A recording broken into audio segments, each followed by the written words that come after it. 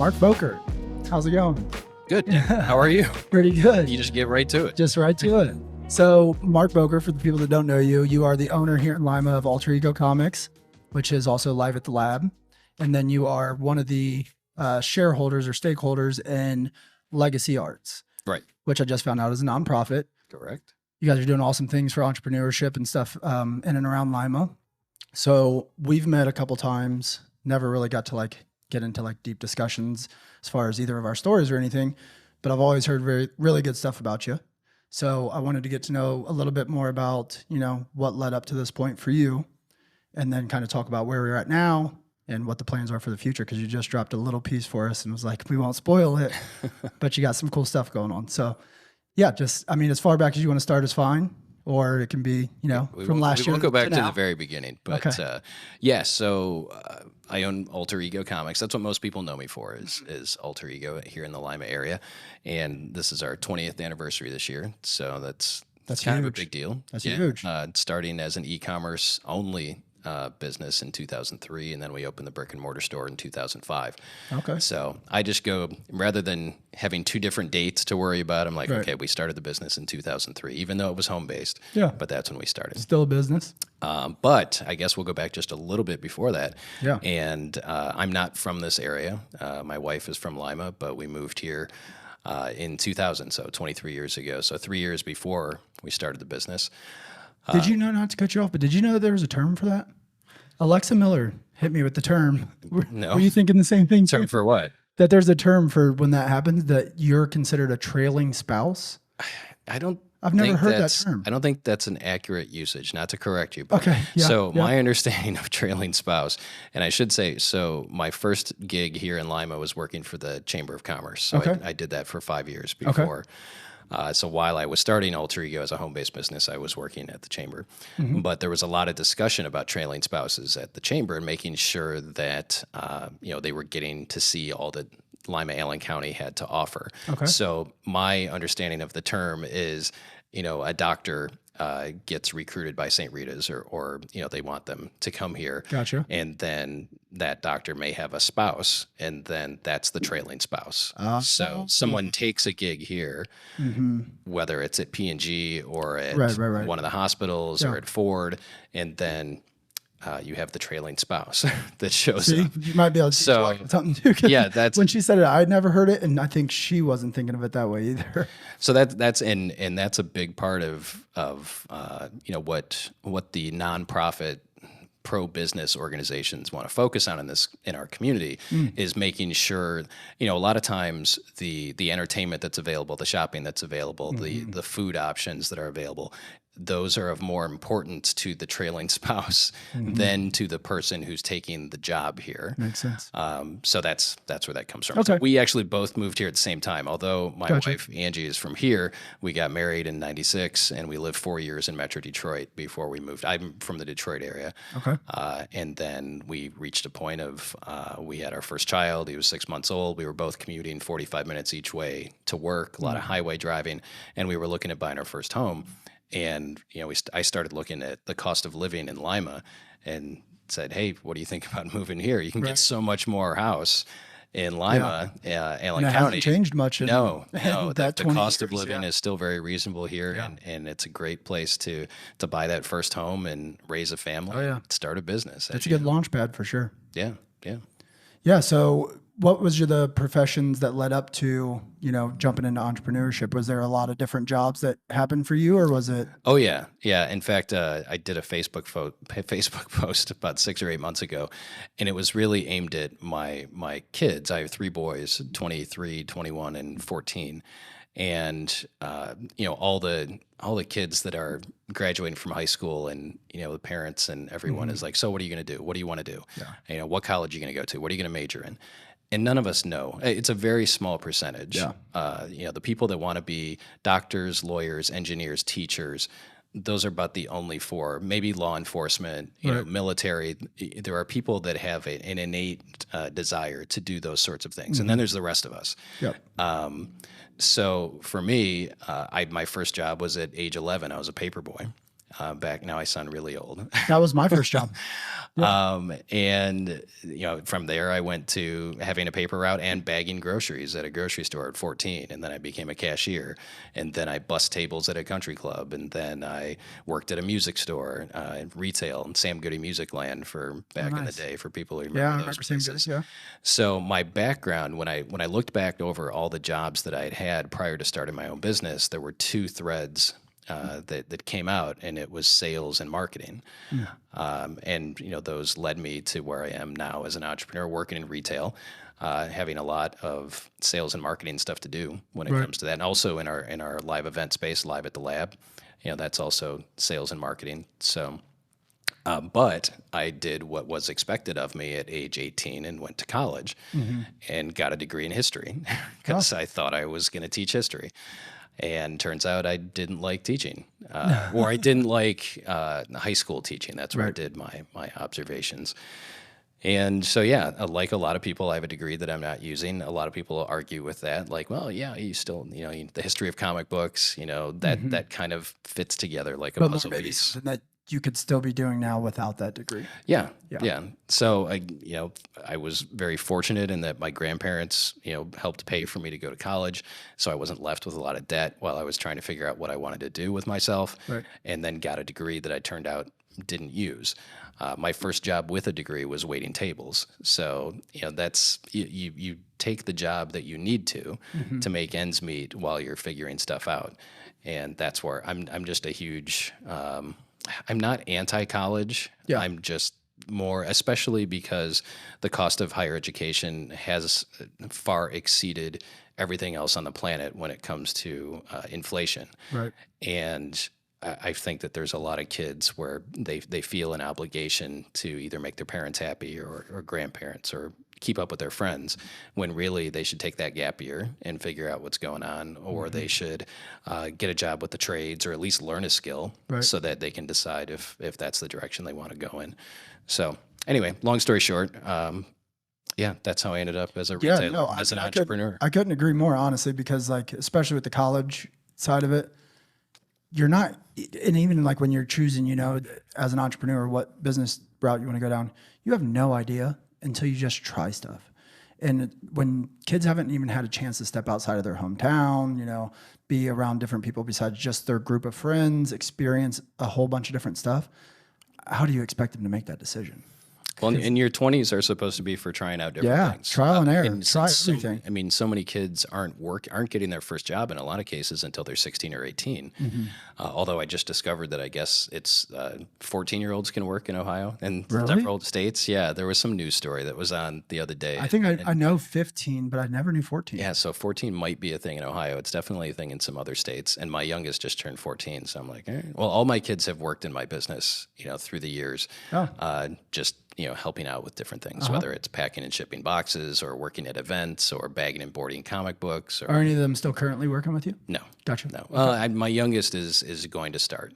He's going into high school. He's going into 9th grade. So he was 14? Yeah. Gotcha. Yeah. So you've seen the thing. Well, I knew he was going to do that anyway, but now I'm thinking, man, you could get a job wherever. And it's really weird, the things you start to think about. I'm going to be 50 this year in September. And, my father-in-law is in his mid-70s and is dealing with some health issues. Both my parents are deceased, and having gone through that process now with my parents and my wife's parents, you start thinking about things like Social Security and retirement, and it just dawned on me that if my youngest starts working now, then that opens his Social Security account. He starts putting money into Social Security, and the longer you're working, the longer you're putting money into Social Security, then hopefully the more money you have. Right. If, knock on wood, Social Security is still a thing when he retires, 60 years from now, or 50 years from now. Yeah, and that's literally something that hasn't even crossed my mind. But it is weird. Like, there's definitely stuff now, even at 32, I'm looking at it like, man, I'm getting up there. I'm sure you look at 32 you got a long ways to go, dude. Yeah.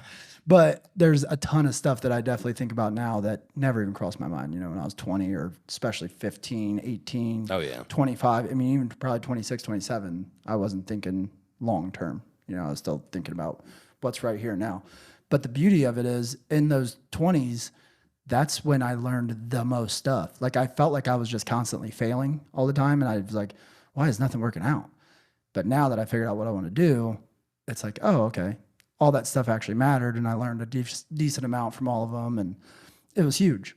Yeah, I mean that's why it's not win or lose when it comes to that. It's win or learn. So Mm-hmm. you're learning through every failure that you go through. You just have to be willing to see it and not beat yourself up over it. Right. You know, all of us. I mean, I've failed dozens of times in the different things. I've started some businesses that haven't worked. I've tried different product lines in my businesses that haven't worked. But it's a win and learn situation. If you look at it as, you know, oh man, I can't believe I made this decision, or you know, you beat yourself up for that. You know, you're not going to be long for the world of entrepreneurship. You're just going to burn out, and you're going to go work for somebody else, and that's fine. You know, that the world needs people to work for other people. Yeah. But yeah, it's definitely every day is something new. And you're a lifelong. If you're not a lifelong learner as an entrepreneur, it's going to be a real short journey. 100%. And anytime anybody asks me about like entrepreneurship or should I start my own business and stuff, that is the one go-to that I have is, are you super comfortable with failing? Yeah. If you're not somebody that's like extremely comfortable with failing and thinking of it, you know, as the win or learn, not win or lose, and can you fight through adversity and stuff?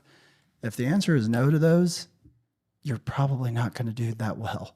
And that's just like the hard truth of it, because it's that whole, if it was easy, everybody would do it. And not saying that every entrepreneur lives some big lavish life or anything, because the majority of us don't, obviously. But if it was easy and to just be your own boss, you know, and be the one that's, you don't have to call somebody if you want to take the day off or whatever, everybody would do that. Like, who wants to ask their boss, can I take my son's birthday off? Yeah. There's a reason that not that many people jump into it and are able to sustain it for a long time, for sure. Yeah, it's definitely, there are tons of challenges that go along with owning your own business, regardless of what type of business it is. And, you know, I look at, you know, artists and musicians and hairstylists and landscapers. I mean, all those folks, if they are their own boss, if they, you know, are the ones that are responsible for bringing in the revenue and doing the work, then, you know, they own their own businesses. So Yeah. they need to figure out the ins and outs, just like people that own restaurants or car dealerships or comic shops or, Yeah. you know, real estate companies or Right. And so many people think about their little business as like, well, it's not like a real I don't have to treat it like a real business. You do. If it's bringing, if it's bringing in the money, treat it like a real business. Yeah, if you don't want to treat it like a real business, it's a hobby. And you know, yes, you can, like for me, and I'll try and weave us back to maybe Absolutely. back to No, go ahead. where we could go. But you know, for me, I started reading comics when I was about 8 or 10 years old. You know, I was growing. My formidable years were the 1980s, so I was growing up with the Star Wars movies and you know, Alien and Terminator and Star Trek and Hulk on TV and Wonder Woman and all kinds of stuff. We watch the shows now and we shake our heads and go, "Oh my gosh, these are horrible." Like I can't make my kids watch the old Linda Carter Wonder Woman show. Right. But I never really grew out of it, and I didn't think this is what I would be doing. You know, although my dad has told people that, you know, he remembers me telling him when I was 11 or 13, like, I'm going to own a comic shop. I don't remember that, but you know, an opportunity came up. You know, we moved to Lima, and I saw that the shop that was here, the comic shop that had been here for 20 odd years, was kind of a boys club, for lack of a better term. You know, it wasn't run like a good retail store. They had wonky hours. It was not. Just whenever they kind of felt like it, probably. I mean, they had hours on the door, but you know, sometimes you'd go and they wouldn't be open. Yeah. It was dark. I don't think it was friendly to women and children.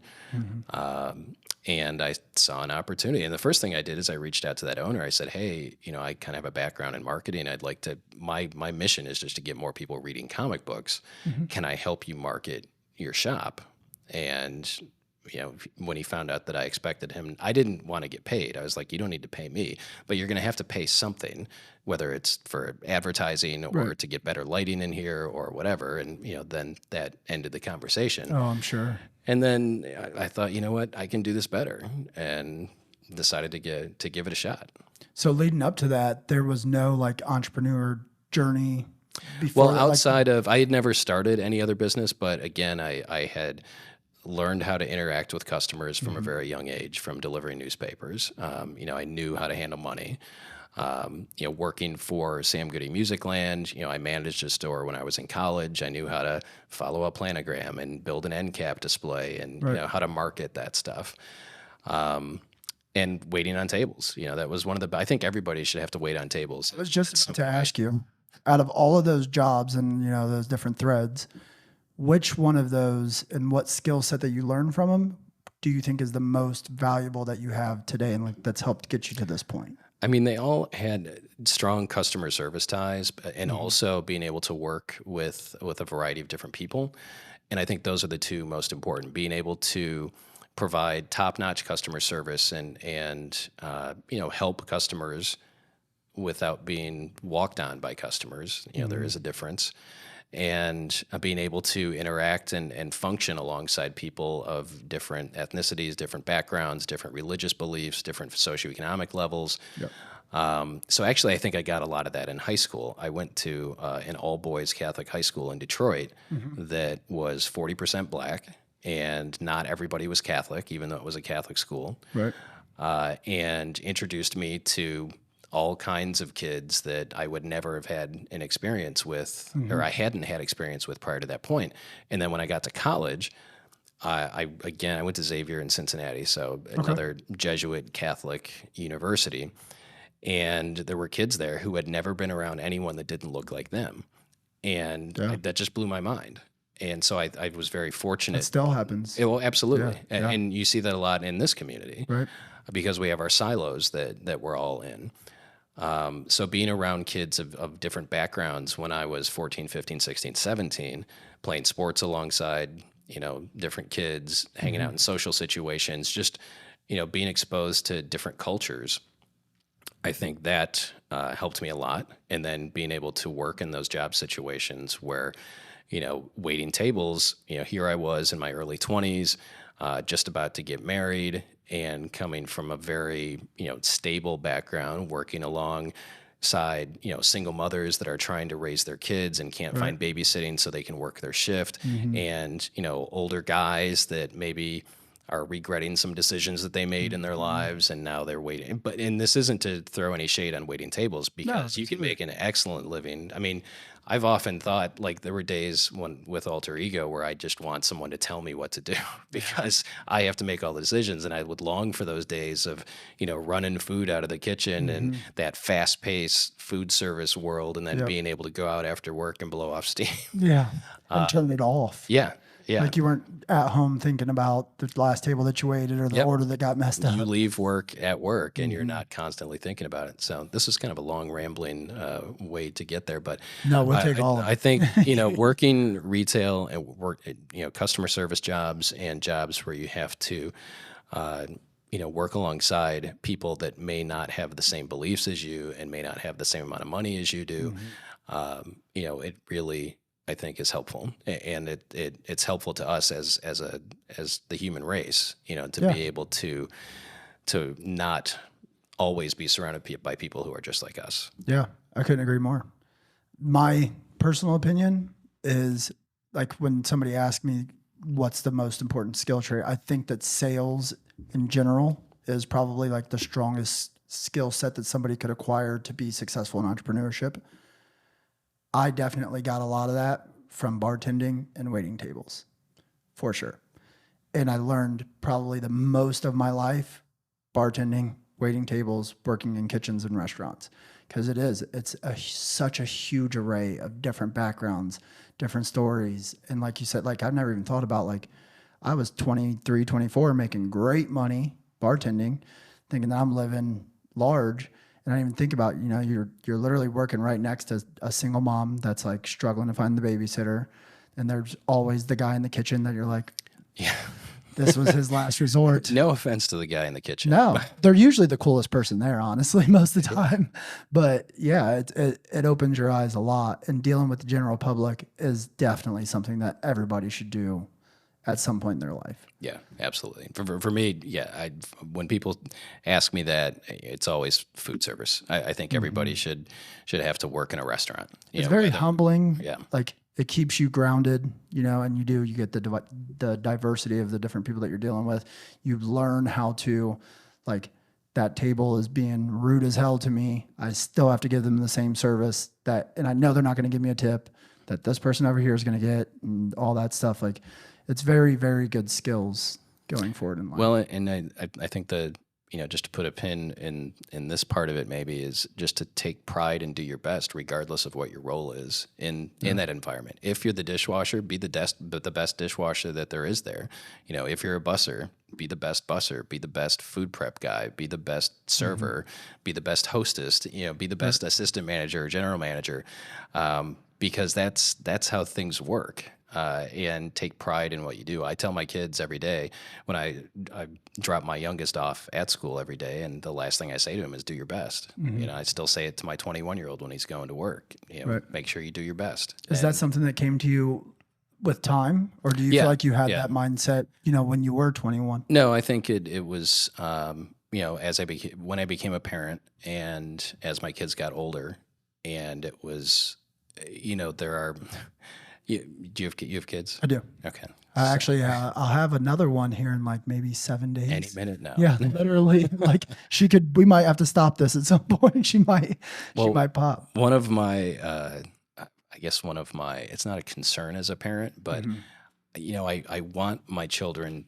to make the most of what they have, and I want them to do the best that they can. You know, don't go in and half-ass it. Don't go in and, you know, don't not study for a test and then shrug your shoulders or complain when you get a C or you get a D. Right. You know, there are, and I think it really takes root as the kids get into middle school and into high school, and life starts to maybe get a little more real, you know, as the kids become adolescents, and, you know, just knowing that, hey, you may not be the best at math, and I'm not going to say you need to get straight A's in math, but I want you to do your best. And if your best is a C, that is perfectly fine with me. Right. You know, but I want you to do your best. Yeah. But if we both know you're capable of that B, yeah, I'm not going to let you slide. Right.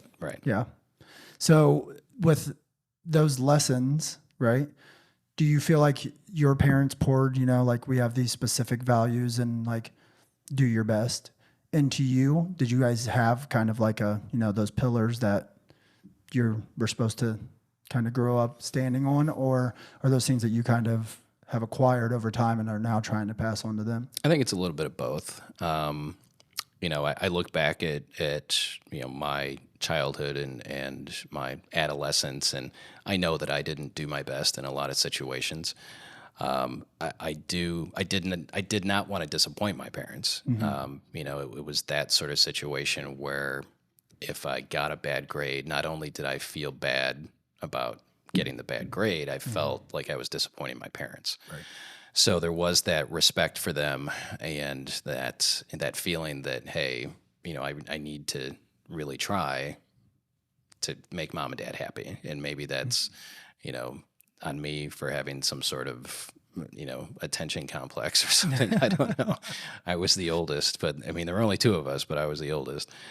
So yeah, you know, it's, there were expectations and there were consequences, you know, not severe consequences. My parents were very loving, and I think it was in the school that I went to, you know, I born and raised Catholic. So I went to a Catholic, you know, grade school. You know, like I said, I went to this all boys Catholic high school, and I think I was thinking about this the other day. You know, my youngest is starting freshman year. When I was a freshman, I knew two other people in the school.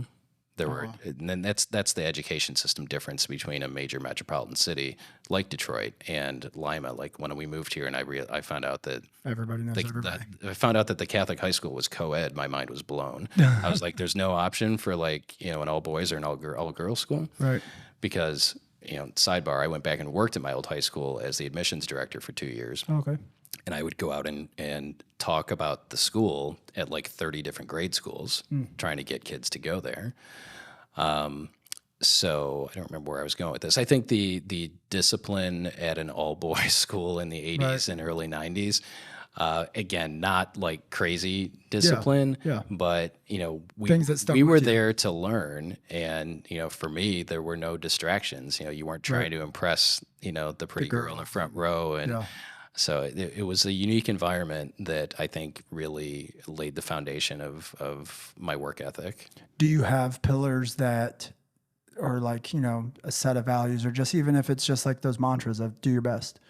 Do you have any of those like with your kids that you're comfortable sharing?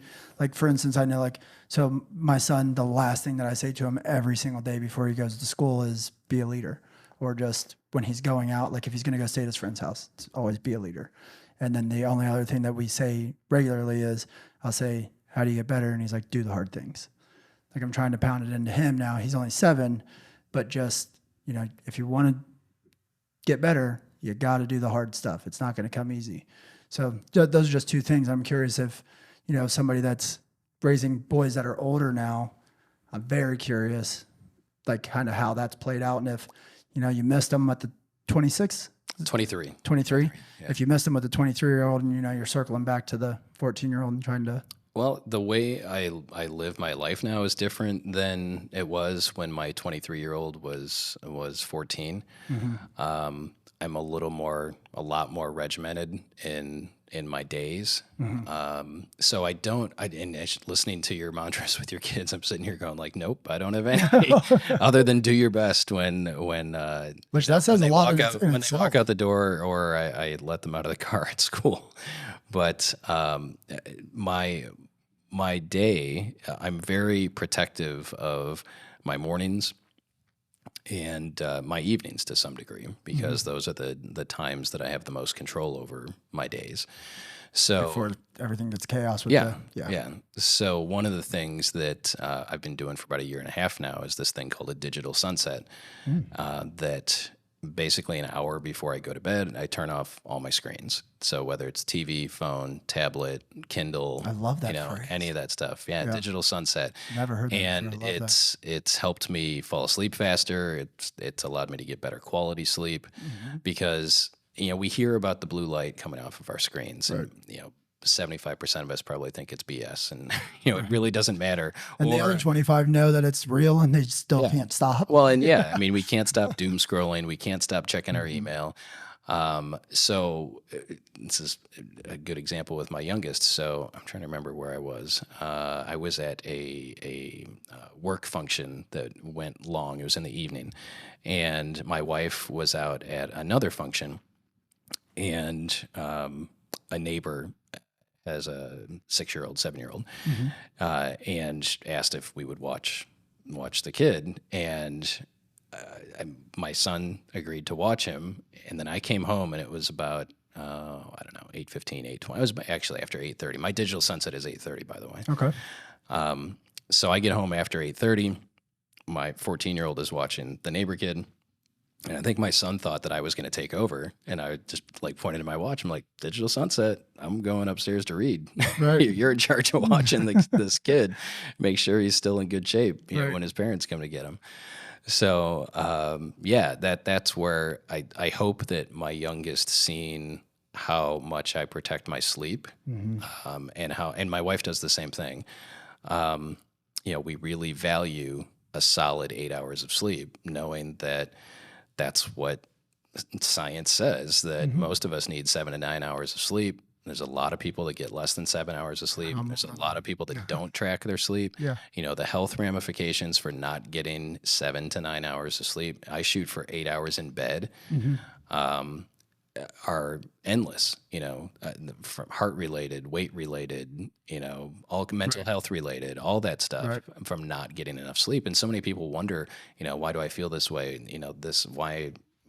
Why am I this way? And a lot of it can be traced back to sleep. I'm not saying, all of it. Definitely there are other issues that are not necessarily tied to it, but it's pretty slim. I think most every ailment will be improved if you get a good night's sleep. Yeah, there's a ton. So if that's hopefully that's something that I'm passing on. My 21-year-old lives with us too, so I'm hoping that they see that we value sleep, and you're setting yourself up for a good day the night before. If you want to have a really good Wednesday, get a good night's sleep on Tuesday. Right. You Well, and know, as somebody that like utilizes technology so much in your business, because e-commerce is obviously like a huge part of your business, right? sure. Yep. It says a lot that, even though you're tied to it for the time period that you have to be tied to it, you're able to put like a hard stop on it. Because I think a lot of people do have that problem. Like I have my social medias set to the whatever, like lock out to where it says you've hit the time limit for today. And then I can obviously hit ignore or remind me in 15 minutes. But like I've tried to make a conscious decision of like not doing it. That means I've spent more than enough time on it and be done with it. Yeah. I mean, the next step with that is to have a hard shutdown from work, and for me, that's 5 p.m.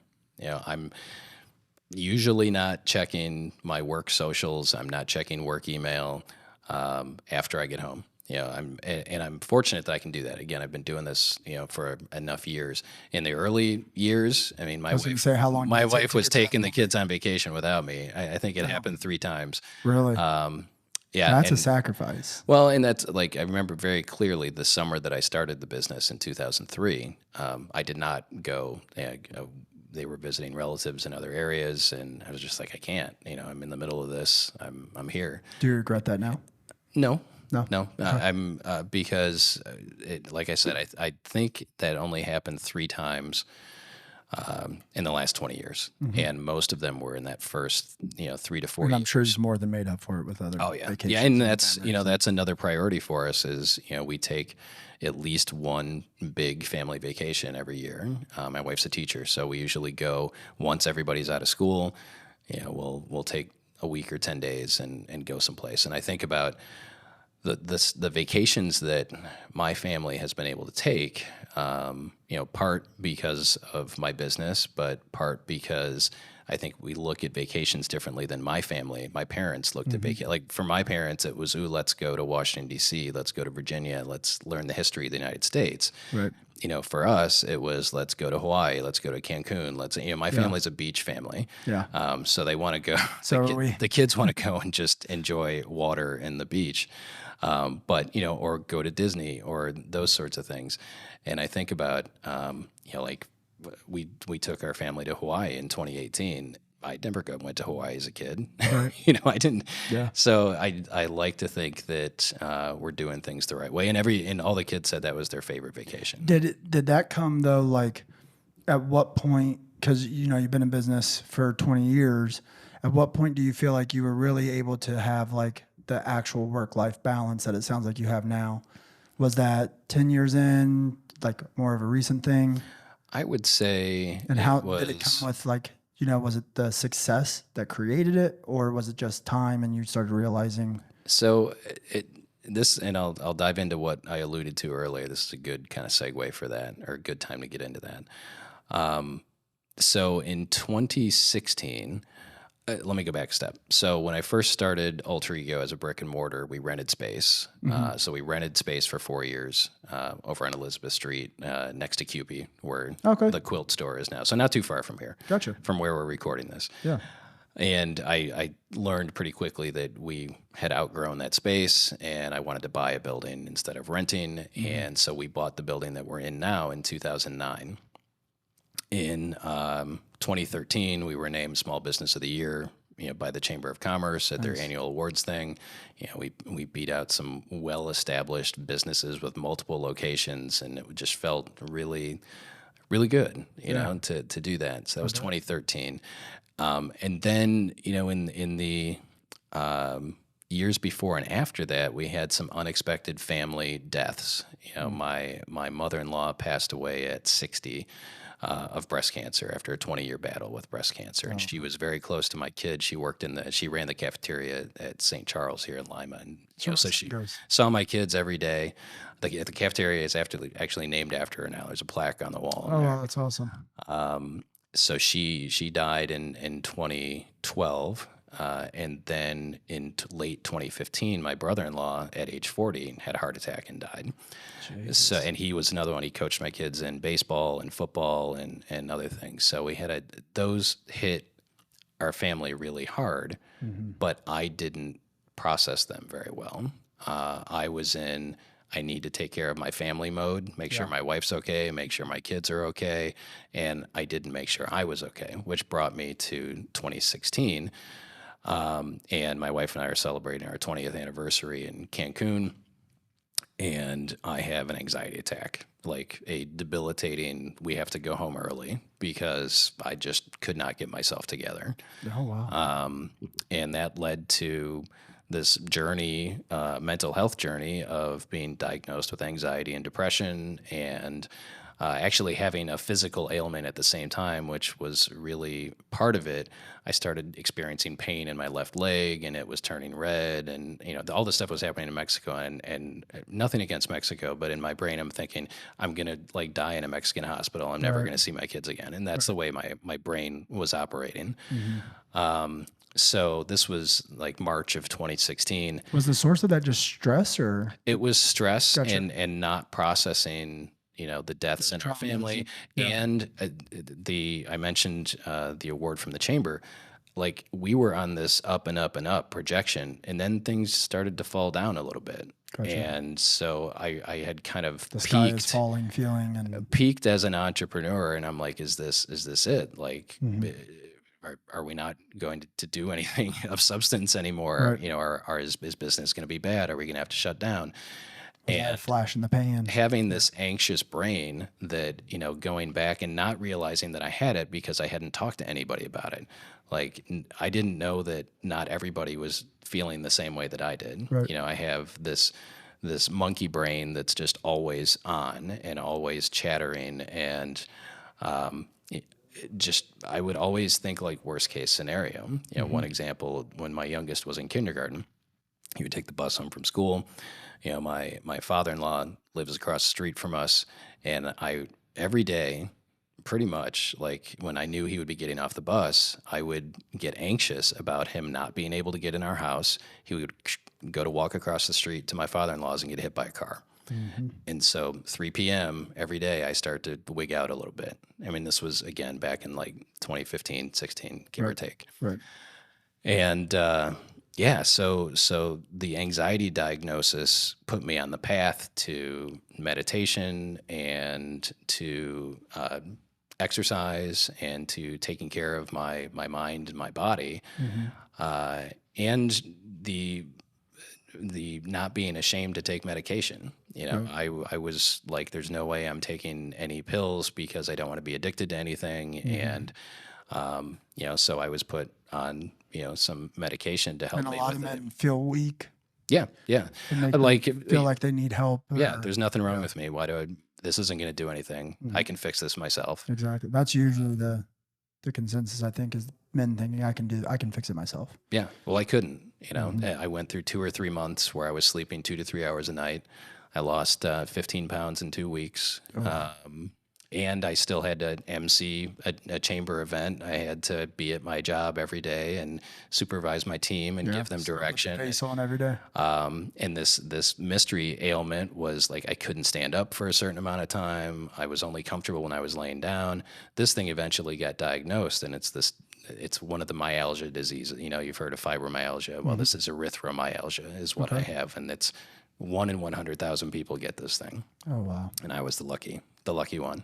So it was a perfect storm of lots of stress, and this mysterious ailment that came on, and not realizing that I wasn't really taking care of myself and processing, life. So anyway, that was 2016, and that's a long answer to your question. No, when did I start? I'm trying to remember what the question was. Honestly, that's huge. And honestly, I'm really more interested in that than the original question, to be honest with you. Except the original question was just, when did you get to figure out that work-life balance? When could I take vacations with my family? But honestly, I mean, just hearing you say that, so because I've sat here across from multiple different people, right? And I've sat across from the people that are like grind. It's like, balls to the wall all the time, like got to push. So it's good to hear and have a counterbalance to that. That's like, yeah, you can do that, but there's also this other side to it. And there's also another side to where you have to worry about your mental health. You have to worry about your physical health. You have to worry about how much stress you're putting on your body and not ever turning it off. Because I have the same monkey brain. Like, I have that same brain that it's like, my wife will tell you, like, there's literally times where she knows I'm working in my sleep. Like, she'll wake me up and I'll like spout off something that's work related. And she's like, were you just working while you were sleeping? And it's definitely hard for me right now to shut that down, right? To like, at 5 o'clock, I can turn it off, right? Even at the dinner table, I'm in conversation and I can find myself wandering, thinking about like, did we send that order out? Or whatever the thing is. And that's the whole reason that I even asked why, or like at what point were you able to find work-life balance? Because work-life balance to me equates to, physical health, mental health, worrying about all the things outside of the business. So that's the whole reason I even asked. Yeah, and it honestly happened before that. But this was a very clear like breaking point for me. I think every entrepreneur will have a breaking point at some point. It could be in your late 20s, early 30s. I think for most people, it's in their 30s or 40s when there's usually a life event or something that causes it's their come to Jesus moment where Shakes you back maybe down they to need to look at a different way of living their life or reevaluate things regarding the business or whatever. And that may happen multiple times. For me, that was my breaking point. But again, prior to that, I had made it a priority to be around for my kids. So all of my kids have been involved in extracurriculars, whether it's football, baseball, basketball, quiz bowl, karate, all that stuff. And I wanted to be at every game and be there for every event. Yeah. And, I even we did this staff evaluation thing several years ago. And, my staff all knew that my number one priority is my family. And it's still that way. The family comes before the business for me. If you're calling me and at for my 7 team, o'clock, don't expect me to answer. right, for my team as well. Like if something comes up related to, a parent or a spouse or a sibling or a child, go do. No Do question. what you need to do. So that was already there. But then post anxiety attack, it was like I had a magnifying glass on, how can I be more present? Right. Yes, I was going to these things, but I was on my phone checking social media for my business. Or I would go and then I would go into the shop on a Sunday or whatever. And occasionally, yes, there are going to be times when you need to do that sort of thing. But the form of meditation that I practice is mindfulness meditation. So it is about being in the moment and being mindful of what's going on around you. Really all the time. So when I say I meditate, it's not this, I'm not like a crazy Buddhist monk, when it comes to meditation. I meditate for about 20 minutes a day, usually like 10 minutes in the morning and 10 minutes before I go to bed. But that's part of my morning routine. And that's where I go back to my mornings are sacred.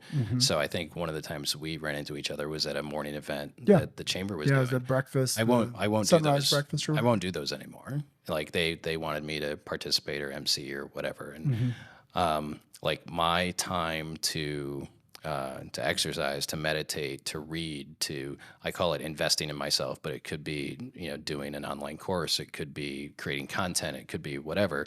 My window for that is like 6:30 to 9:30 in the morning. So I just don't go to meetings if they're before 9:30 unless I absolutely have to. Like if I have a doctor's appointment or if there's a meeting that I have to go to. Yeah, and it's like the only time that you can take it is then. But in the business world, most people meet in the morning.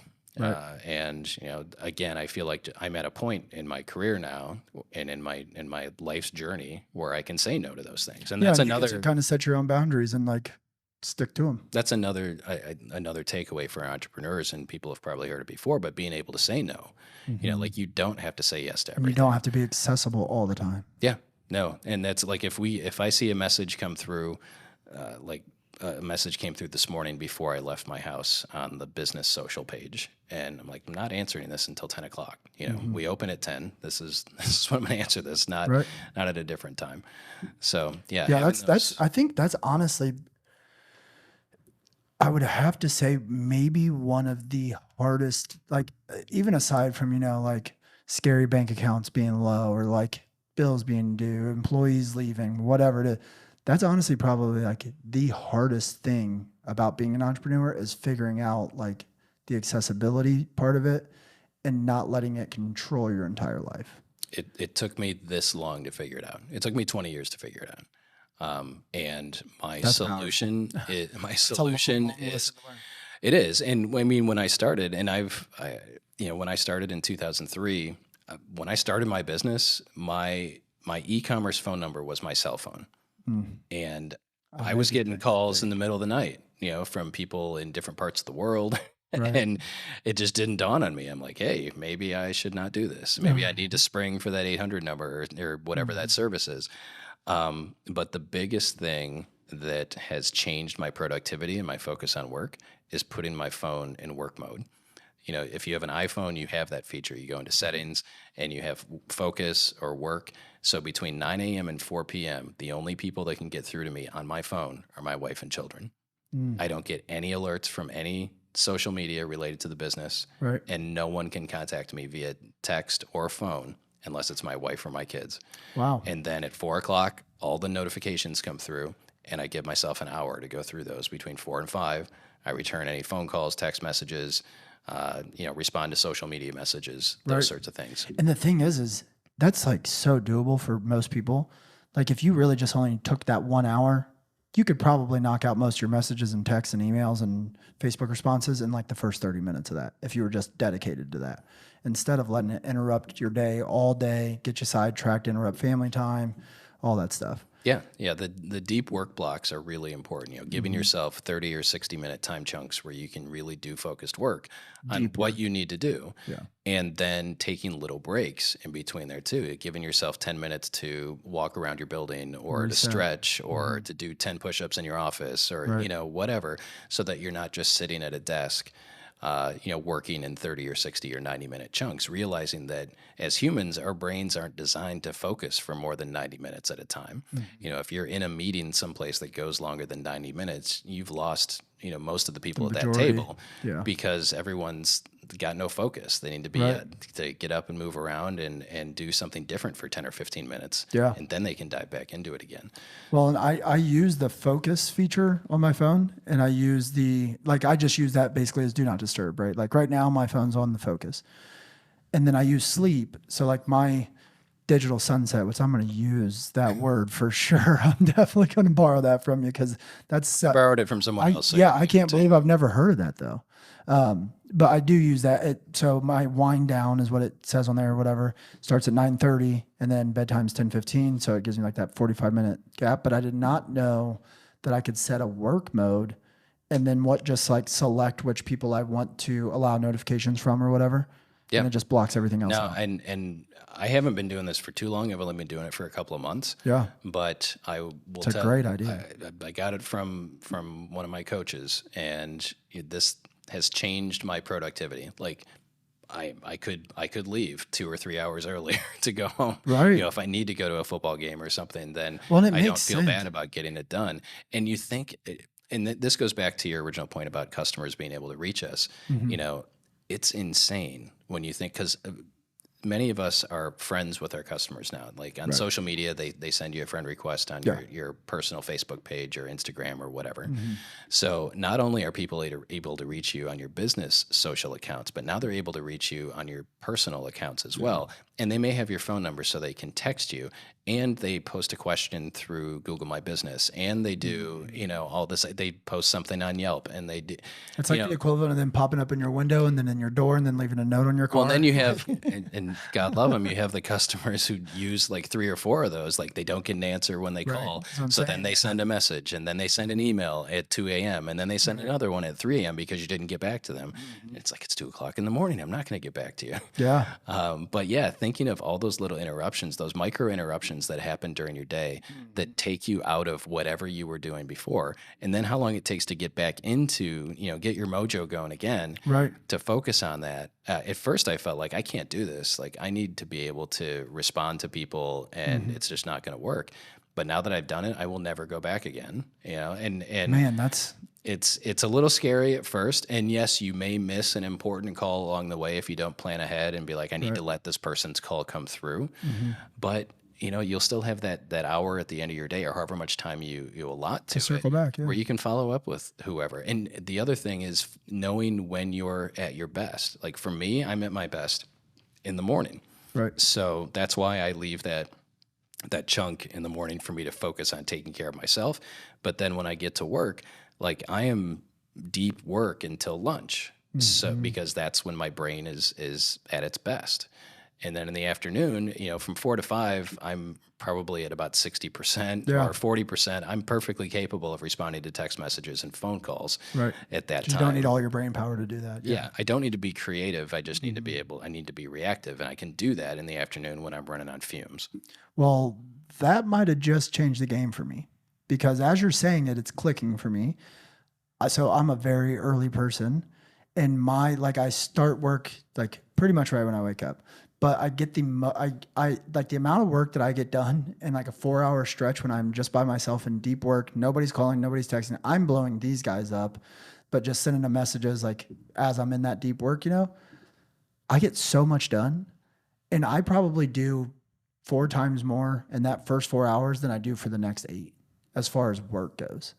So if I just extended that morning time a little bit, put everything else off, and just did what you just said, I'd probably get so much more done, and then just be able to push all that other stuff back a little bit, set the meetings for 2:00 instead of 9 a.m. Yeah. Yeah. Think about, when you're at your best, and leave that time for the important. My brain is for the firing deep so work. much better in that morning time frame too. Yeah. Yeah. Like, So 'cause schedule I'm your not meetings for the falling afternoon. yet, like I haven't gotten beat down by the day yet. So Yeah. I'm still coming at it positive and That's optimistic. one of the other things. I mean, how many of us used to or still do check our email first thing?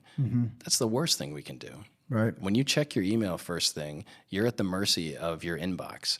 Everybody that wants you to, you're stuck dealing with everybody wanting your attention and to solve every problem first thing in the morning before you do anything. So that's another situation where I don't check my email now until after lunch. So deep work, lunch, then check my email. And then I get out of my email and I don't go back until, before I leave. So I'm in my Gmail account twice during the day. Because if I leave it up, I'll never leave it. I'll never get anything done because there's always going to be something. Getting stuck into it, and I'm like, how did I just spend an hour and a half? I was going in there to look for one thing, came across 2 other things. And I'm making it sound maybe easier than it is. I realize, like even today, I've got Slack open, I've got my web browser, I've got whatever else going on, and if I'm not focused, then I'll bounce around, like a rubber ball, all over the place. I think we should maybe call Dakota in here and have him sit down and see if we can rerun this whole conversation. Because but he knows. He's like, when I'm in deep work, I'm so productive. But then as soon as the day starts and people are pulling me in a bunch of different directions, he's like, it's gone.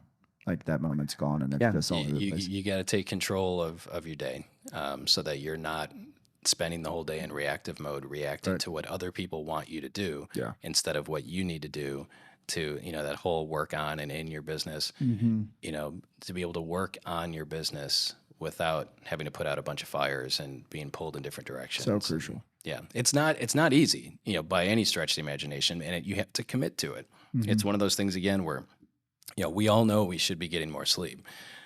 And we all know, we shouldn't just eat cookies all day, right. But there are times when, we, eat too much, drink too much, do whatever. We don't get enough sleep. Maybe we don't follow our protocol at work of doing that deep work first thing in the morning. Right. And that's okay, because tomorrow you get a do-over. You get to start over. And I don't want to beat this too much to death or anything, but it's not where I'd seen this conversation going.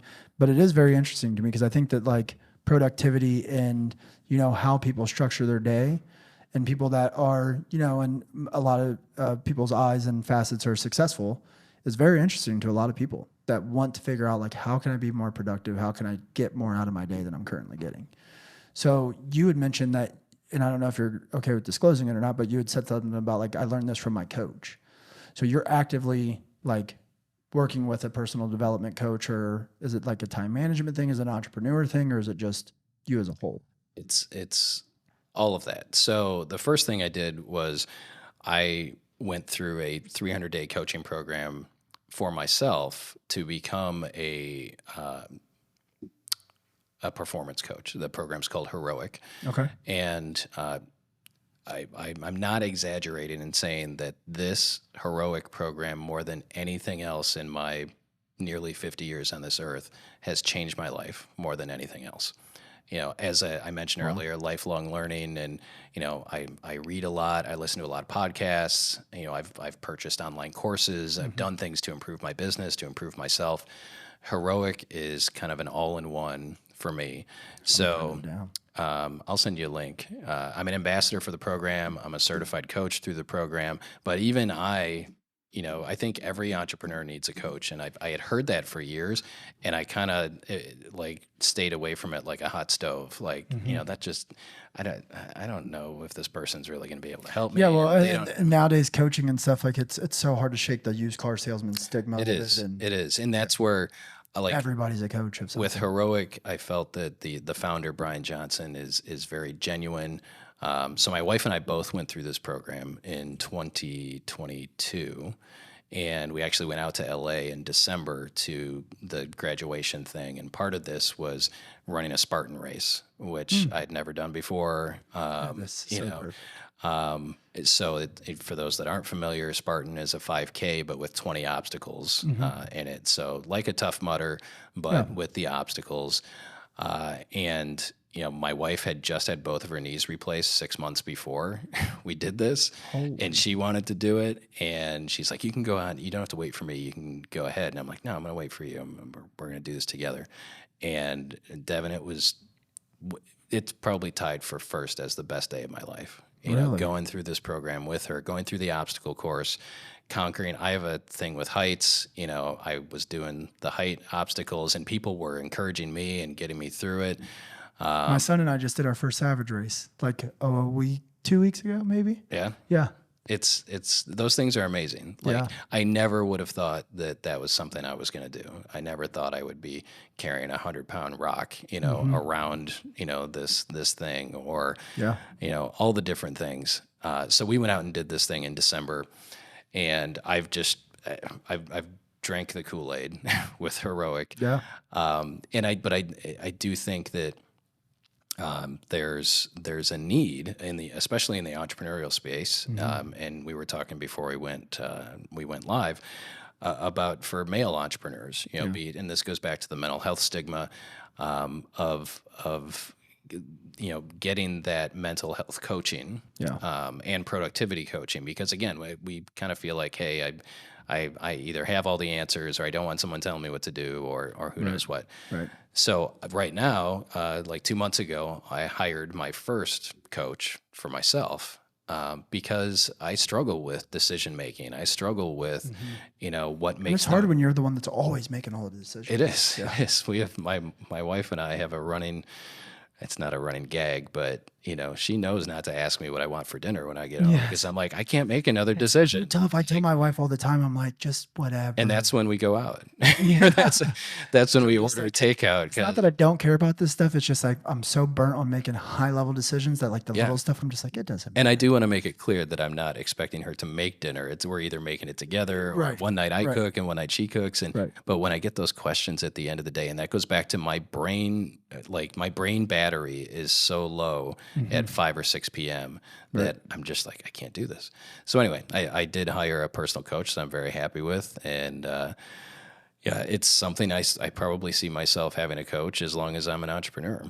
But then also, offering to coach and mentor, other young leaders. And it doesn't have to be young leaders, but with coaching, your coach only needs to be a couple steps ahead of where you are. Yes. It's, it doesn't have to be somebody who's had huge success, but, for me, I feel like I'm bringing my life experience to the table, which in sharing my story of struggling with anxiety, which I've done, since 2016, 2017, a lot of people have approached me and said, thank you for doing this. I thought it was just me, or, hey, can I talk to you because I'm struggling with this stuff? I had somebody call me a couple weeks ago, who I hadn't talked to in years, but remembered one of my presentations at the Rotary Club or something about it, and said, hey, I'm kind of, struggling with this. Can I pick your brain on it?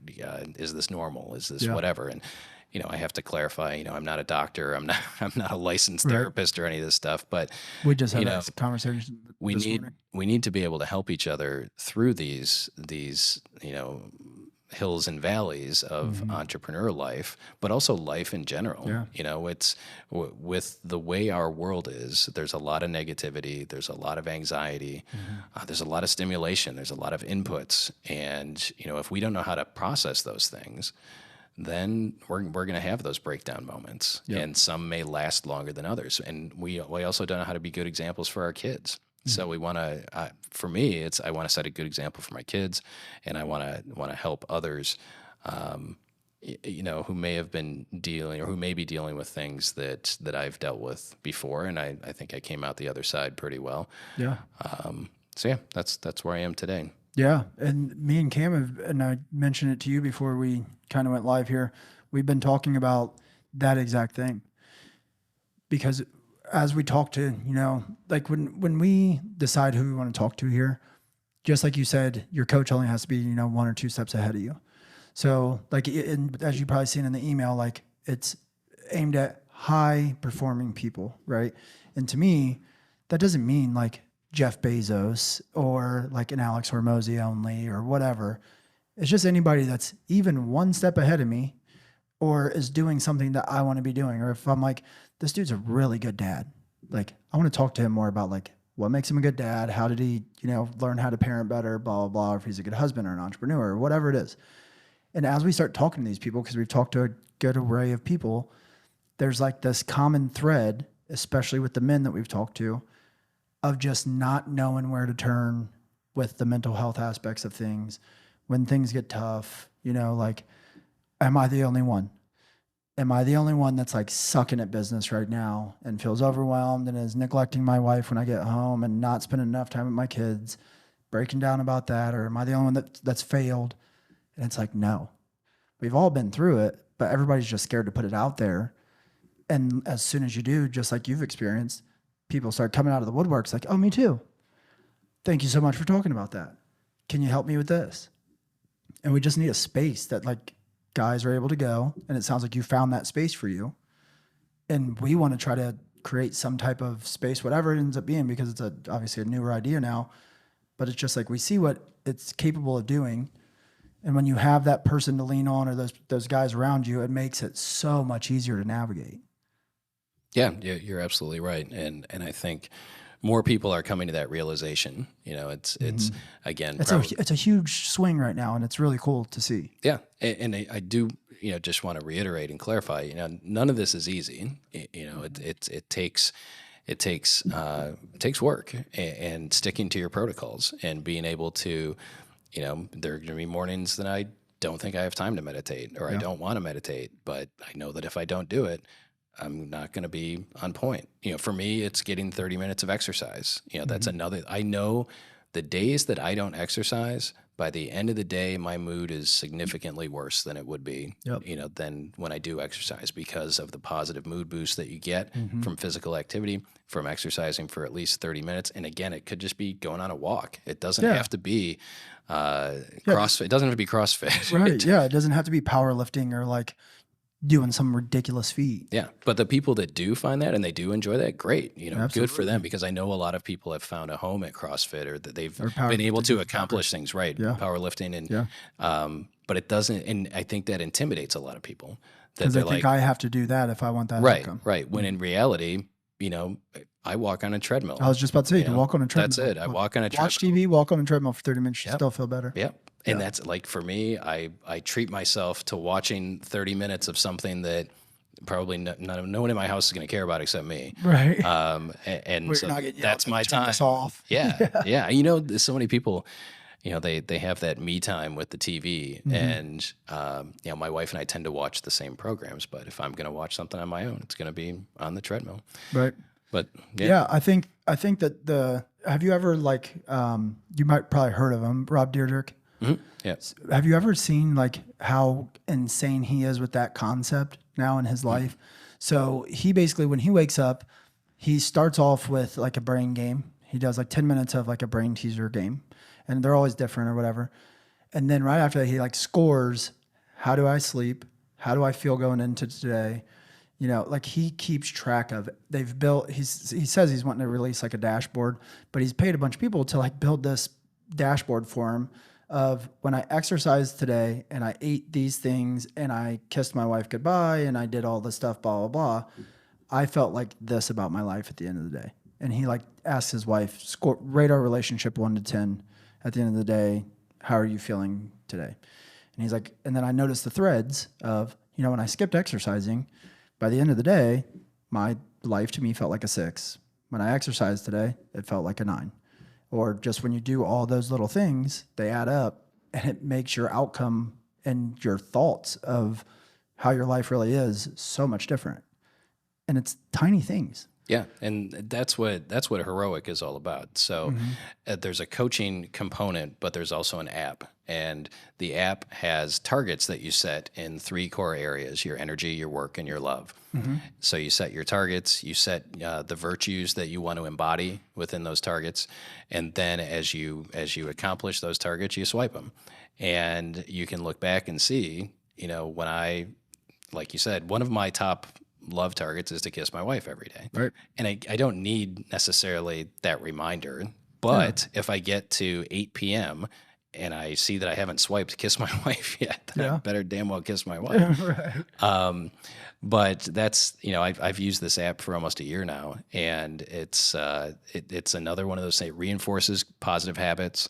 And it's those things of, if you can't track the data, then you don't know how to get better. So you have to be able to look at that. And it could be just a piece of paper like Rob does, of setting up, you know, here's my list of whatever, and this is how many days I've done it. But you need to be able to track that stuff and then go back and look. And the same thing with sleep. So a lot of people use an Apple Watch. I use an Oura Ring. I think the data is a little bit better with Oura than it is with Apple, but I've now been using this for a year and a half. And, you know, that's the first thing I check when I wake up is, okay, what's my sleep score? What's my readiness score? If my sleep score wasn't good, what did I eat last night? When did I go to bed? Did I have my digital sunset? You know, all those things. And when I don't have those things, or when I'm like, okay, you know, I ate half a pizza, or it gives you a target bedtime window, which is nice. So my target is like the system, the sensors in here have read the data over the course of 3 or 4 weeks. And again, this was over a year ago. My target window is between 8:45 and 9:45 p.m. So I go to bed at 9:30, but I figured that out on my own by tracking back. Okay, when am I waking up naturally in the morning? And for me, it was between 5:30 and 6. So I just worked backwards from, okay, if I'm naturally waking up at 5:30 without an alarm, let me go back 8 hours, and that means I'm in bed at 9:30. Right.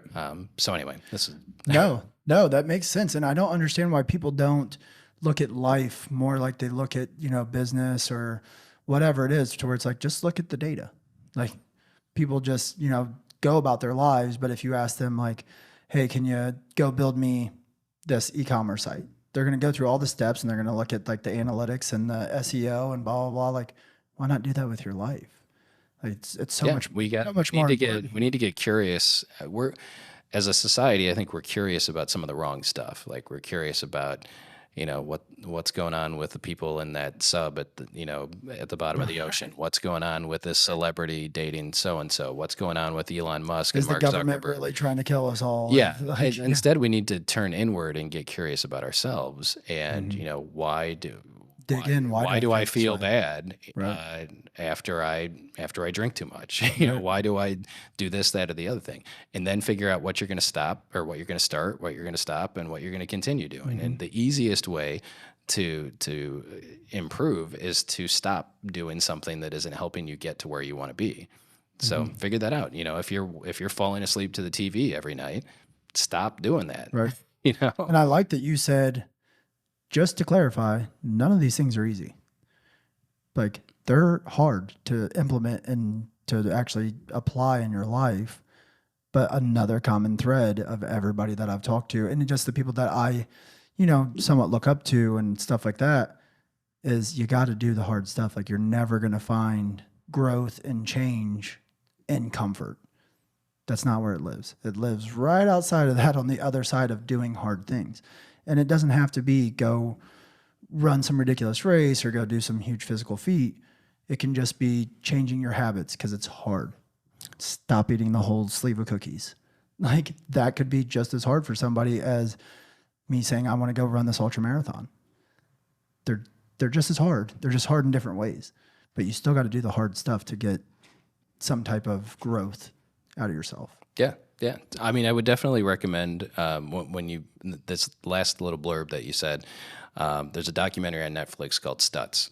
Stutz. I'm putting that in the produced by Jonah Hill. Jonah Hill's in it, and it's about his coach, Phil Stutz, who was also the coach of Brian Johnson, the guy that started Heroic. Okay. And Phil Stutz has coached Joaquin Phoenix and Jonah Hill and lots of other folks. Gotcha. But he is, one of the things that he says is, there are only 3 certainties in life: pain, uncertainty, and hard work. And that's it. When you accept the fact that your life isn't supposed to be all wine and roses, that no one owes you anything, that not everything is supposed to be easy, then you're not going to be blindsided when something like that happens, because the only things that are guaranteed are pain, uncertainty, and hard work. Yeah. That's very powerful. And it is very true. Yeah. Very, very true. We actually just, one of the guys that I was talking with, he was telling me something. And I mean, like, he had valid points of, like, this happened to me and it caused this and it really sucked and it's like this person's fault. And I'm like, yeah, you're probably right. The problem is that nobody cares. Like at the end of the day, nobody cares about that because it's happening to everybody. Everybody's going through their own hard times. Everybody's got dealt crappy hands at some point or another. And you just got to work harder and get through the hard stuff and keep pushing through.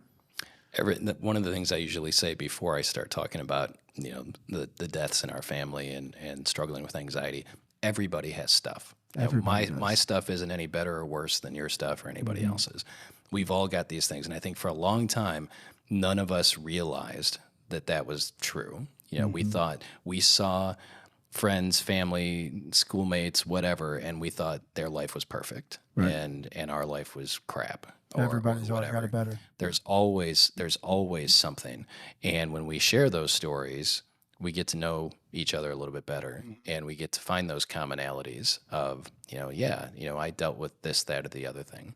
I deal with uncertainty. I deal with anxiety. I deal with alcoholism or with whatever. And finding that support system, and that goes back to what you were saying earlier about, especially for men, for male entrepreneurs. Yeah. And again, not to say one group is better than another. I just find it easier as a man to like talk from that perspective too, because I'm sure women go through. We're trained from a young age, or at least we used to be. I think things are changing, and they have changed probably over the last 10 to 15 years, if not longer, to suck it up. I mean, how many times in sports that we were playing in high school and grade school, suck it up, rub some dirt on it, stop being a wimp, all this stuff. And, there are some times when really it's nothing and, you just need to push through it. But there are also lots of times when it's a lot more serious than that. And if you suck it up and push it down, you're going to give yourself a heart attack. You're going to give yourself an anxiety attack. You're going to die an early death. You're going to beat your wife. You're going to do whatever if you don't handle it the right way. And that's exactly what we were talking about. Like we were like, the hard truth of it is like nobody cares, work hard, but you have to say that to let it go so that you can come in and actually figure it out and work on it and get through it. Because if you just keep suppressing it, and it's going to eat you alive. Yeah, and switching from that victim to hero mode. Exactly. You can look at yourself as a victim. I'm this way because my dad was an alcoholic, or because of this, that, or the other thing. Right. Because I don't have this because of that. Right. You can't blame others because of that. We're all the creation of our circumstances, and we need to take control of our circumstances. Right. And again, easier said than done in a lot of cases, but you have to start somewhere. And, maybe it's just talking to someone is starting. But, the longer you look at yourself like a victim, the longer you're going to be struggling with that, and the longer it's going to take to get out of that hole and find success. Is that where you're finding new passion now? Absolutely. Talking to other men about that? It is. Just talking to everybody, really, because so many, I gave a presentation last week at Social Media Week Lima, and part of it was talking about your energy and some tips for improving. I use the focus, the focus mode on the phone as a tip, and digital sunset and those sorts of things. And the response was very positive. And again, I prefaced it by saying we're all at different seasons of life. Two of my kids are adults. My youngest is starting high school. He doesn't rely on me to, feed and clothe him outside of buying food and clothes. For younger parents, you're dealing with something different. If you're single, you're dealing with something different. If you're older than I am, you're dealing with something different. But if you prioritize these things, if you prioritize your sleep, if you prioritize your mental health, if you prioritize your energy, you'll find a way to make it work. Your program may not look exactly like mine. I'm not perfect. You're not going to be perfect either. But you have to start somewhere. Right. And if you prioritize those things of taking care of yourself, then you'll find a way to make it work. Yeah, I feel like from your perspective, it would excite me, like, to be able to know that you have 3 sons, that you're able to pass all this knowledge down, and that you found this, because I know for me, there was nobody like preaching or talking about this stuff throughout my life. So it excites me to know that like my son's going to get the chance to have somebody pumping this type of information to him. Yeah. And that's what I'm fired up about. I mean, I still love alter ego. I still love comics. I still love introducing people to new characters and stories that they're going to connect with. I love live music and live entertainment. So I love doing that at Live at the Lab. But right now, as I enter my second half of life, I'm really fired up about personal development and performance coaching.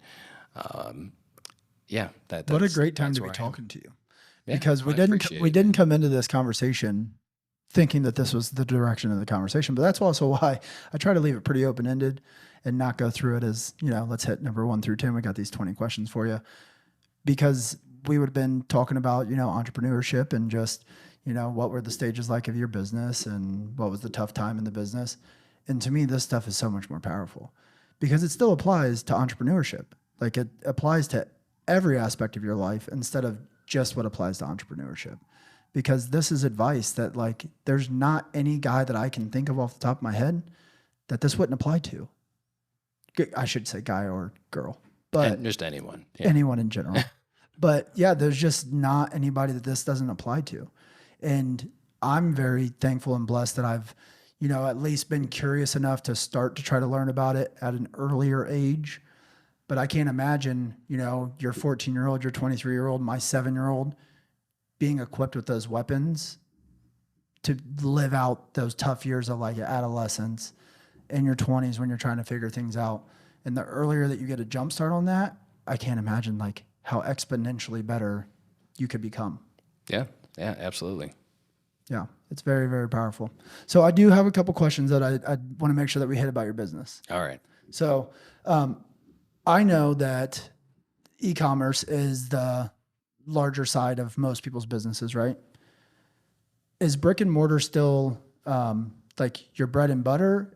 So for us, brick and mortar, like I told you before we came online, it was like a front essentially because everything actually happens on e-commerce, right? There's a huge drive in entrepreneurship in general right now. It's like everybody wants to figure out the next business to launch online that they can do from home or, create a side hustle, whatever. So I'm curious what keeps you in brick and mortar, unless I'm wrong and brick and mortar is actually, the meat and potatoes of what you got going on. No, you nailed it. And from day one. So right now, e-commerce is about 65-70% of my revenue. Okay. Why brick and mortar? Because I need that personal interaction, I need, in sales, and because I'm selling a product that I'm passionate about, and especially being able to reach the next generation of readers, your son, my kids when they were younger, right. Being able to have a physical location for people to walk into and browse and discover, new stories. It's so nostalgic in here. Yeah, like I had a guy in yesterday who, I mean, he was probably 60, 65, and he had never been in the shop before, and just was very complimentary, but would just kept like, oh, this takes me back, Really? And that's part of what we do is we sell nostalgia. Mm-hmm. But a lot of people don't understand that comic books are still being made. That there are there's still new there are series coming new out. stories featuring superheroes, but our kids are growing up with Dogman and Babysitter's Club and all kinds of Big Nate, Diary of a Wimpy Kid. All those things are comics, but that's what the kids who are between 8 and 12 are reading right now. And that's what, we stock that stuff because that's what the next generation is reading. Right. And then they may grow into a Spider-Man or a Wonder Woman or whatever.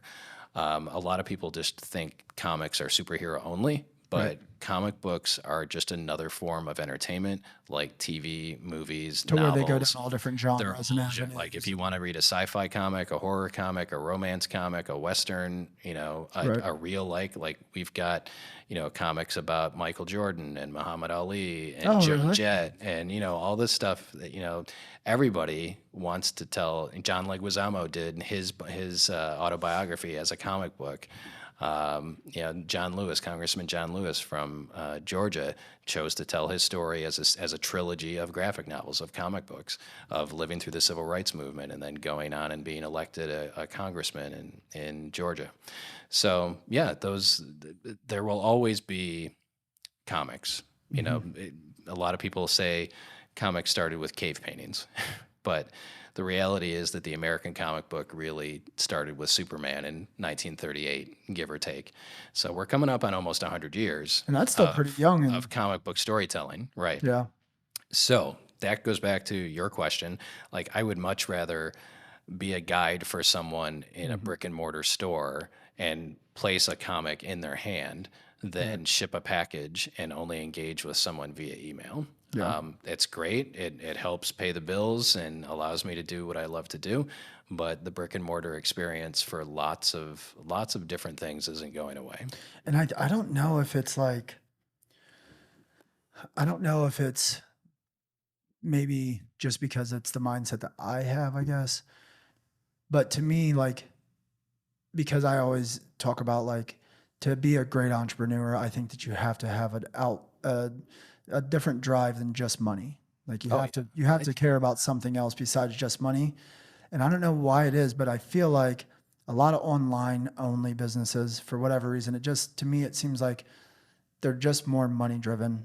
And like when you have that brick and mortar, like you're just so much more connected to the community. You just care so much more about the people and the people that you interact with and, the neighbors around you and all that, and putting a face to your customer. And they're not just, purchase orders 62. Yeah, you nailed it with the word community. That's what I should have led with, is community. Because they're going to be, having had a physical location for 18 years, I now have, kids that were coming in when they were 5 in their early 20s. Either their mom or dad brought them in, and now maybe even they're bringing their kids in. So it's a generational thing, but also, maybe you've seen this posted on social media somewhere, like Amazon's not going to sponsor your kid's baseball team, but a local business in Allen County is going to sponsor your kid's baseball team or your sports calendar. I've seen that before, but I love that. I've seen the thing about like this, your money goes to buying, daughter's dance shoes or ballet recital or whatever. And you know what post I'm talking about? Yeah, and something along those lines, but not missions to Mars or those sorts of things. Exactly. So, and I just want to backtrack 1 second, because I do think that there are people who, I think it's an added bonus when you're passionate about whatever you're doing. That's not to say that there's anything necessarily wrong with someone who's chasing a fad of, I can't even think of what a new fad would be, or someone who wants to be an influencer, or that's what I was going to say. I do think that we're sending the wrong message to the young people, the youngins in our world, that you can become an influencer because the odds are probably better of you becoming an NFL player or You could easily be an winning the influencer lottery. in your own community, though. Yeah, For yeah, sure. you could totally take something you're passionate about. Yeah. You know, these folks that are doing unboxing or, you know, makeup reviews or tutorials or things like that. There are much better ways to use your talent and your passion Right. than to try and become the next YouTube or TikTok influencer. Yeah, I totally agree. And the people that just like, they're just watching a video and then clearly pretending to be surprised or whatever. Like, you have something that you're truly passionate about. Why are you spending your time doing this? Yeah, it's a good, Because you then know, your online, only drive is money. online is a good place to start, and that's, you know, that's how I did it. So I'm not gonna poo-poo it. Right. It's a good place to start. It's a low cost to entry, low barrier to entry. But then if it is something that you're passionate about or something that takes hold, then yeah, establish a presence in your community so that you can share what you love with others in a face-to-face community-based environment.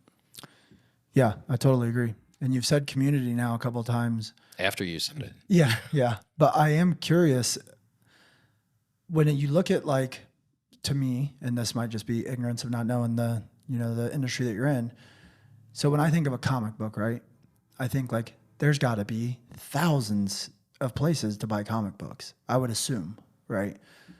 What, like, how have you went about being able to build a loyal customer base that chooses you over all the other options that are out there? Because it's easy when you have, you know, a specific product that only you carry. You're selling stuff that other people sell generally. I know that you have individualized products too. But no, really the only thing that we carry that people, there isn't anything. People can buy everything in the shop online. And honestly, they can probably find it for less.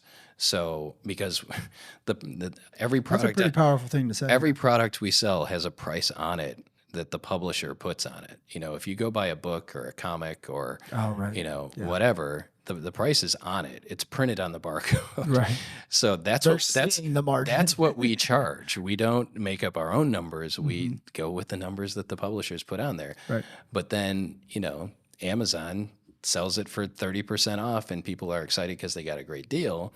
But, you know, I'm just selling. It's like if you go into, you know, the grocery store and you see that milk is $2.99 and then you're negotiating at the checkout for like, well, would you take, you know, $1.50 for this? No, the price is right there. Anyway, it's goes back to what we were talking about towards the very beginning. Customer service, being able to, you know, treating customers right, the way that they deserve to be treated, having a clean, family-friendly environment in my case with Alter Ego, but then also creating community events, things like Free Comic Book Day or participating with the downtown organization with the Downtown Holiday Festival. Which you guys do an awesome job of. Thank you. Thank you. And that's it. I mean, we've done things through the years.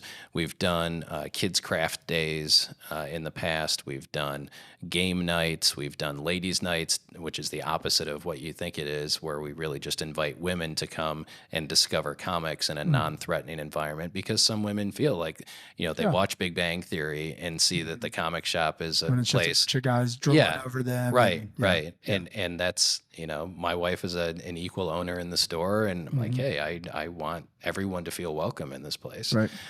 So yeah, the community events, there's that word again, is a big part of, I think, why people continue to shop with us and why people seek us out. Yeah. There's two things there too. So one, when you said to be able to make women feel safe shopping with you, that's a lesson that I think absolutely anybody that owns a business anywhere in any industry at all, if you want to make money, make women feel comfortable shopping and doing wherever you're at, make women feel comfortable.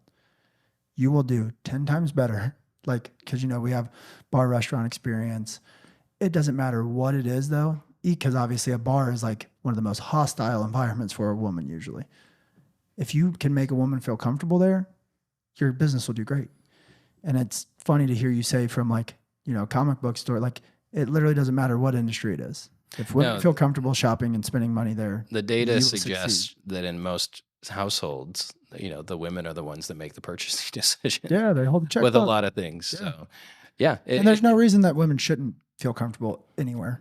No, in no, general. and So that's specifically with comic books. Is I think that the latest statistics that I've seen is it's probably 60-40 male female as far as readership, but that's that there are lots of female readers who they didn't want people to know that they read comic. Just like when I was in high school, none of my friends knew that I read comic books because this was the late 80s, early 90s. This was pre Marvel Cinematic Universe and right. pre everybody falling in love It with wasn't these cool yet. movies. Yeah. I was a nerd, man. And Well, I was a nerd that played soccer, but I was also in band.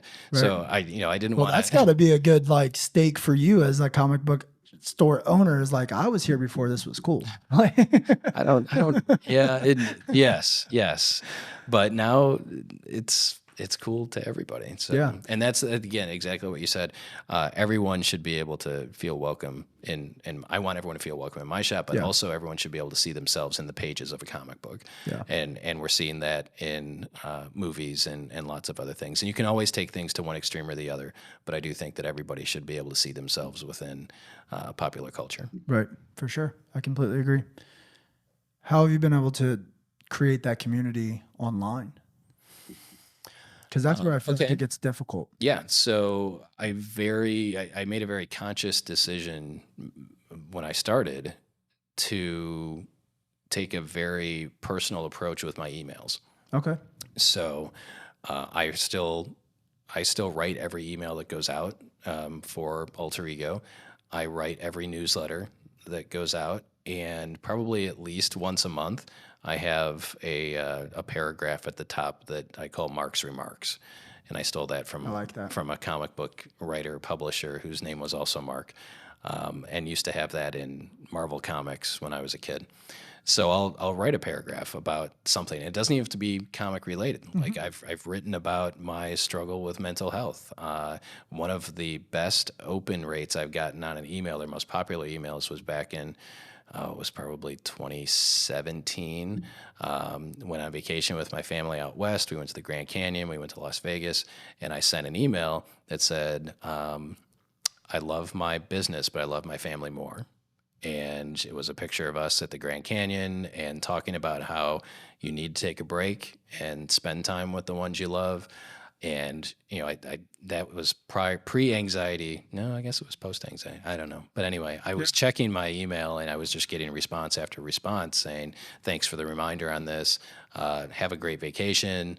All these things. So you can create community virtually as well Yeah. with an e-commerce situation by having a very conversational tone with your customers if it's appropriate. With a comic shop, it's appropriate for me to share elements of my life and have a very conversational tone. But there are lots of different ways that you can do that. Yeah, just being open and transparent in general, because I feel like people care. That's it. Transparency is key, Want man. to see who they're spending money with and care about where their money's going. I'll give you another quick example. My wife was diagnosed with breast cancer in 2021, and things are good now. But she ended up having 5 surgeries in the course of a year, including the last one was having both of her knees replaced, which was unrelated to cancer. But we had planned that anyway, but we had to space things out. But anyway, we shared her cancer story publicly with our local customers, but also with our online customers. And we had, customers we'd never met in different parts of the country sending flowers and teddy bears and, being very supportive of that journey. And I think it goes back to, again, being human. Just because we're entrepreneurs or we own businesses, early on, I thought that I needed to be kind of this cold, project a bigger presence than I actually was so that I could compete with the big guys.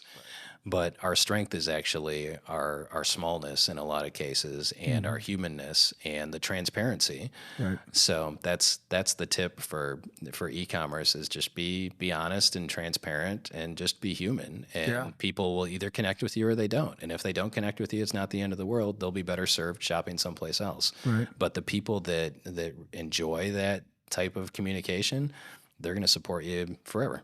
And maybe just in general too, like as you're saying that, I'm thinking like maybe that's just it in general. Like it's like just be transparent, and the people that are supposed to be around will be around. The people that aren't supposed to be around, they're going to fall off eventually, and they're going to go shop somewhere else. Yeah. Well, and again, this is not part of the question you asked, but we've had to fire customers before. If a customer is demanding things that we can't provide, if a customer treats one of my team poorly, Right. it's my call as the owner to be like, in a polite way, I don't think we can meet your needs. Yeah. I think you'll be better served shopping someplace else. Right. And we've done that several times. It's never easy. It's not something I want to do, Yeah. but I'm not gonna give myself a coronary or let it, any of my team members. It goes back to that person that sends a half dozen emails in the middle of the night wanting to know why you're not responding. Oh yeah, and the few spoil the Yeah. you for everybody else. Yeah, sometimes you got to fire them. Yeah.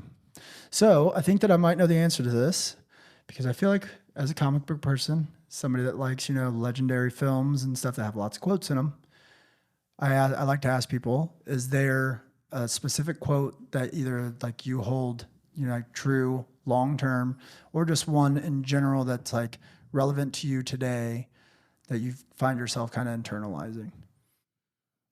That's a good question.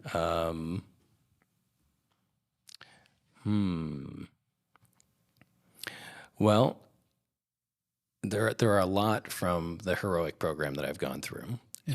So I honestly, there are lots of movie quotes that I can rattle off, but none of them really are mantras or things that I apply to my life. Gotcha. But one of the ones from the program is "Obstacles make me stronger," and it's ohms. So OMMS. Okay. Ohms. Obstacles make me stronger. I like that.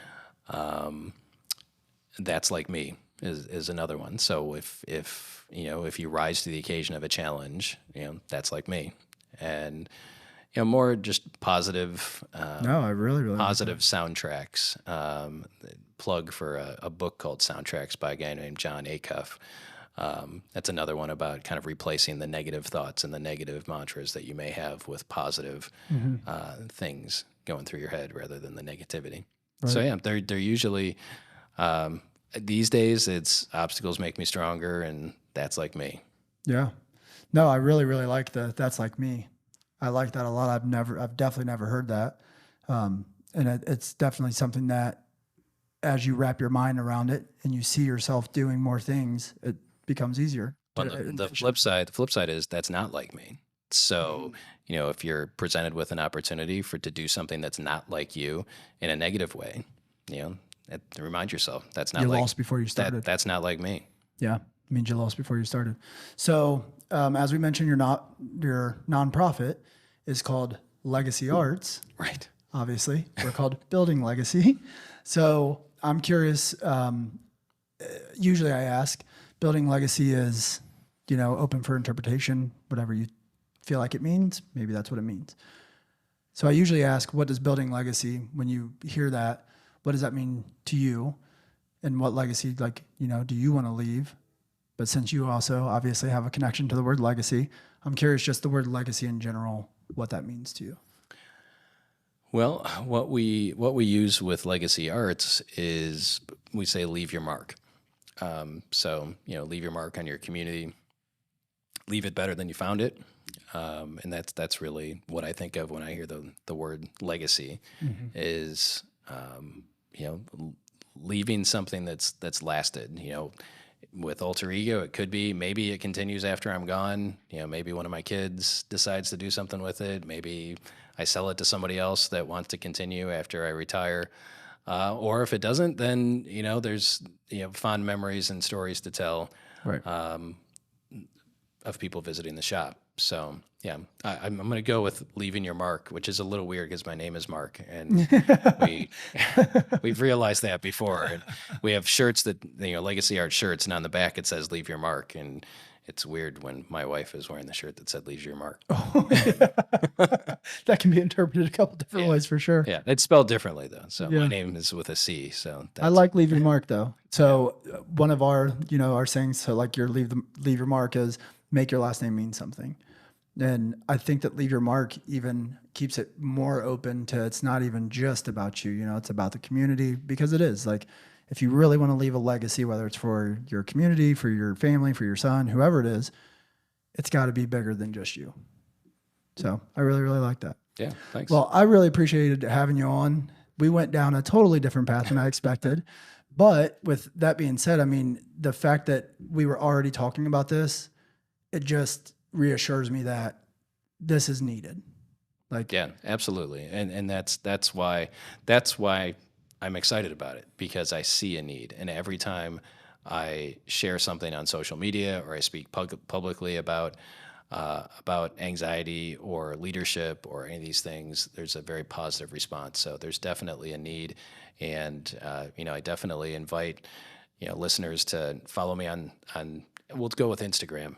Like most folks, perfect. I'm all over the place, but Yeah. Instagram is the best, and it's at Marc Bowker, so MarcBowker. I tend to share more business related stuff on there.